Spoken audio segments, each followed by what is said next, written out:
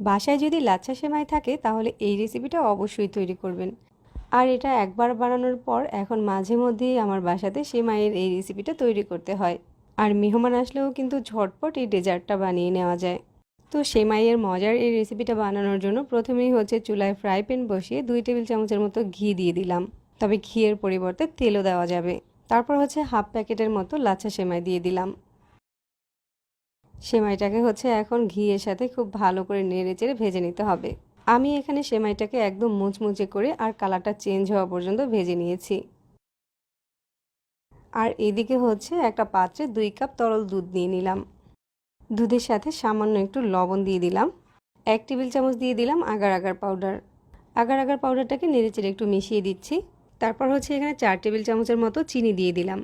তবে মিষ্টিটা পছন্দ অনুযায়ী বাড়িয়ে কমিয়ে দিতে পারবেন। এরপর হচ্ছে দুধটাকে জাল করে নিচ্ছি। দুধে 2টা বলক ওঠা পর্যন্ত দুধটাকে জাল করে নিয়েছি। এবার হচ্ছে চুলা থেকে দুধটাকে নামিয়ে হালকা একটু ঠান্ডা করে নিব। এখন দুধের সাথে সামান্য অল্প একটু জর্দার রং দিয়ে দিচ্ছি। এতে করে দুধের কালারটা দেখতে সুন্দর লাগবে।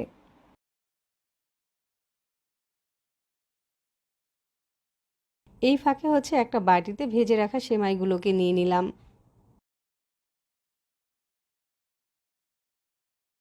দুধটাকে হালকা একটু ঠান্ডা করে তারপর হচ্ছে এই সেমাইয়ের সাথে দিয়ে দিচ্ছি।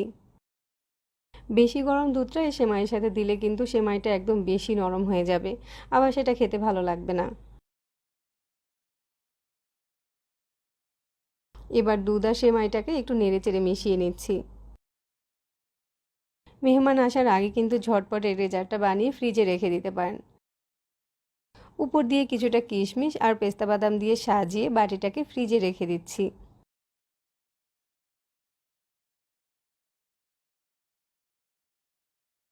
1 ঘন্টা পর হচ্ছে আমি বাটিটাকে ফ্রিজ থেকে বের করে নিয়েছি। এবার হচ্ছে চারো সাইডটাকে একটু আলগা করে দিচ্ছি। তাহলে দেখা যাবে এই ডেজার্টটা এমনিতেই বাটি থেকে উঠে আসছে। সেমাইয়ের এই মজার ডেজার্টটা কিন্তু এখন একদম রেডি। ছুরি দিয়ে পছন্দ অনুযায়ী শেপ দিয়ে ডেজার্টটাকে কেটে নিতে পারেন।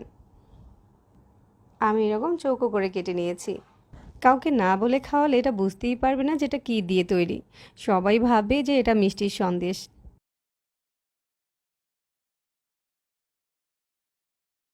সেমাইয়ের এই ডেজার্টটা খেতে এত বেশি টেস্টি হয়। সহজে রেসিপিগুলো ভালো লাগলে আমাদের পেজ ফলো করতে পারেন আর সেই সাথে চ্যানেল সাবস্ক্রাইব করে রাখতে পারেন প্রতিনিয়ত নতুন নতুন রেসিপি পেতে। এতক্ষণ সাথে থাকার জন্য সবাইকে আবারও ধন্যবাদ জানিয়ে বিদায় নিচ্ছি।